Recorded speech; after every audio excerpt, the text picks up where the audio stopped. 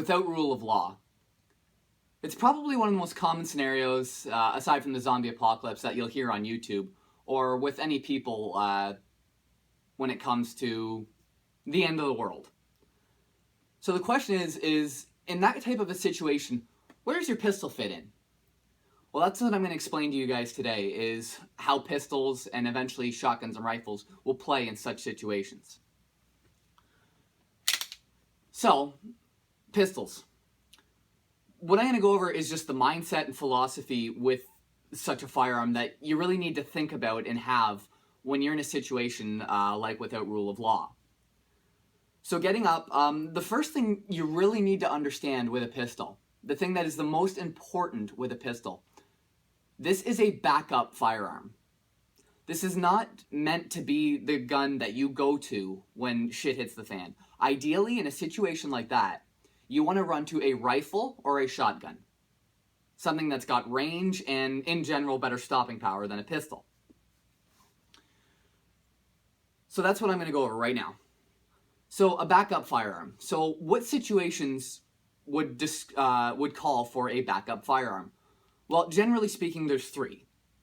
Issue number one, which is probably one of the worst, your rifle or shotgun is out of ammunition. So you've used up all your ammo, all your magazines, everything. You've got actually nothing left in your rifle. Now, biggest thing, if you're in that situation, you've been there too long.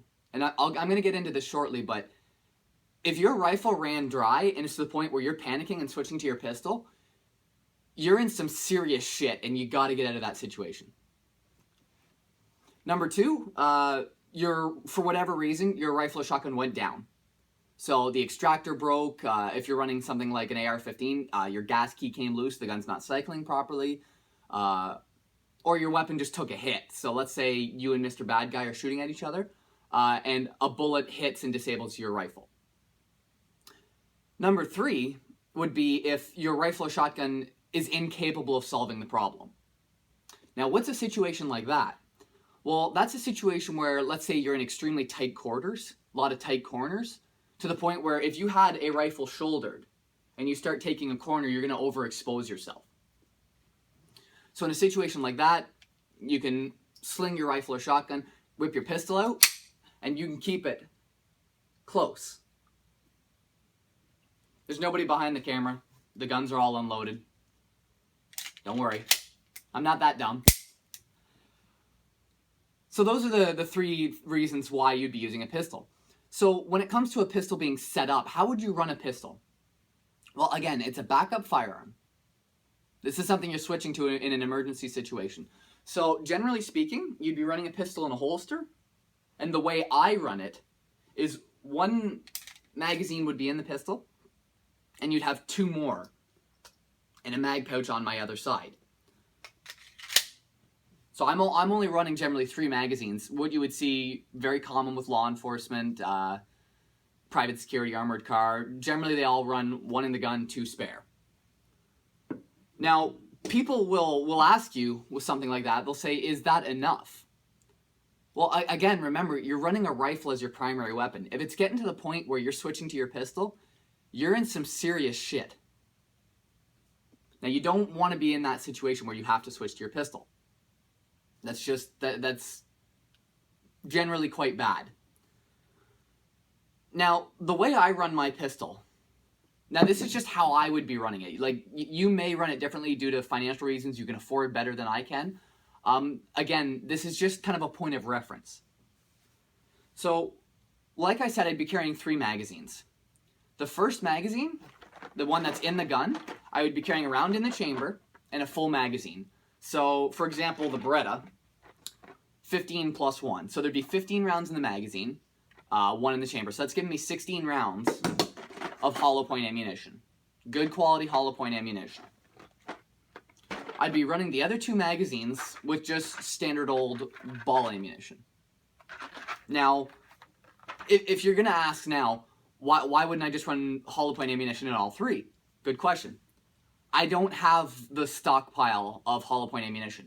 It's, especially in Canada, it's very expensive here. You know, this box of 60 rounds was just over $70. the boxes of 25 are about $25, $1 a bullet.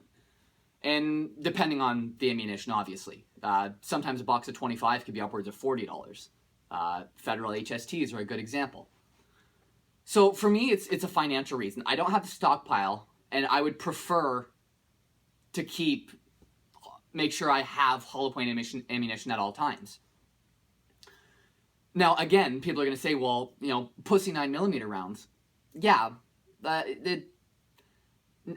don't listen to that. Don't ever listen to somebody when they say, you know, pussy 9mm rounds. I have a challenge for anybody that ever says pussy ball 9mm rounds. You stand at 7 yards from me, and I'm going to shoot you in the chest twice with 2 rounds of just 9mm ball ammunition. If you can look me in the eye after I just shot you twice, and you say, yeah, those are pussy rounds, I'll believe it. Oddly enough, nobody will take that challenge, though. Strange, eh? Now, the next thing to understand is, remember, it's WROL. No government services. No military, no law enforcement, no traffic lights, no power, no hospitals. Shooting somebody in, let's say, the left lung with a 9mm ball round is not inherently stopping. I mean, they could still very well be in the fight, but ideally, they want to get out of that fight at that point. They've been injured, it's time to go. Okay? Now, if you're using hollow point ammunition, the damage is going to be that much worse. But if you take just a single ball round to the chest, not inherently deadly. However, if you can get to a hospital. Well, now Mr. or Mrs. Bad Guy can't go to the hospital because it doesn't exist anymore.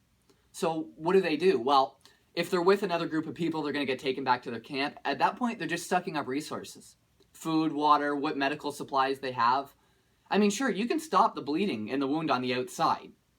Now, a 9mm ball round, for someone like my size, is going to go through and through. I'm not a very big guy. But if you're hitting somebody who weighs 250 pounds, it might not go through. So now you've got that bullet, and whatever fragments are in there just bouncing around, doing more damage, causing more irritation to the wound. Now, again, you can stop the external bleeding.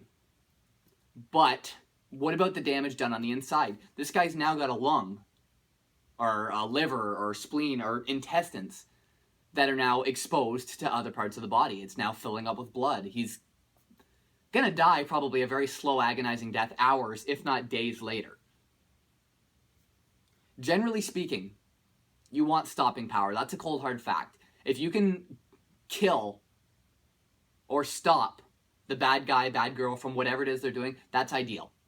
Will ball ammunition do that? For sure.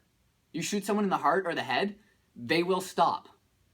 If they're hyped up on PCP, shoot them in the head. They will stop. You don't need thousands upon thousands of rounds of hollow point ammunition for something like WROL. If you can afford it, by all means, do it. But there are factors to consider in the real world right now is cost. And in a situation like that, you got to understand wear and tear. Now, hollow points in general, especially plus P, they run at a very hotter load. There's more FPS, there's more gunpowder, there's more power coming out of that round. Therefore, when your gun's cycling that stuff, however many times, at some point or another, it's going to start to take its toll on your firearm. So you got to make sure, bare minimum, you at least have spare parts. But again, your pistol's a backup. Now, when choosing a firearm, caliber, whatever, I don't care. I don't care if you're a Beretta guy, if you're a SIG guy, if you're a Glock guy, if you're Smith & Wesson, IWI, I don't care. I don't care if it's 9, 40, 45, 357 Magnum, 357 SIG, 50 AE. I don't care what your caliber of choice is. Just make sure you have the stockpile behind that caliber, you have the confidence behind the firearm. These are the biggest factors to consider with a pistol. Now, people will probably come back at me for my 3 magazine philosophy with only 1 mag being full of hollow points. Again, if you're switching to a pistol, something is seriously wrong. And it's getting to the point where I've run my hollow point mag dry, and I'm switching to another mag, I'm in some pretty serious shit that I don't want to be in. I'm going to explain this when I do my rifle portion of this trilogy. You don't want to be in a gunfight. If you can stop the entire situation with 10 rounds, that's ideal. You don't want to be sitting there shooting it out with people for 10, 15, 20 minutes because one is, obviously, you're giving away your position to anybody else that's in the area, marauders, any other dangerous individuals, and you're burning through precious ammunition. Ammunition will be worth more than gold. Ammunition will be worth more than almost anything aside from medicine, let's say penicillin or amoxicillin, Advil. You know, stuff like that, or medicine, food, water, ammunition, that stuff's going to be worth more than anything that you have. So that's the biggest thing to understand. A pistol should not be your go-to firearm. A rifle or shotgun should. Ideally a rifle, AR-15, Tavor, AK, whatever your rifle choice is. Something that in general is going to be better than a pistol. Higher capacity, better range, in general better stopping power. That's the thing to understand. But anywho, this is just kind of a one of 3 parts. More or less, it's just going over your pistol and the mindset you should have with a pistol. Back up. Emergency. My rifle can't do it. Alright? Anywho, thanks everybody for watching, and I will see you guys next time.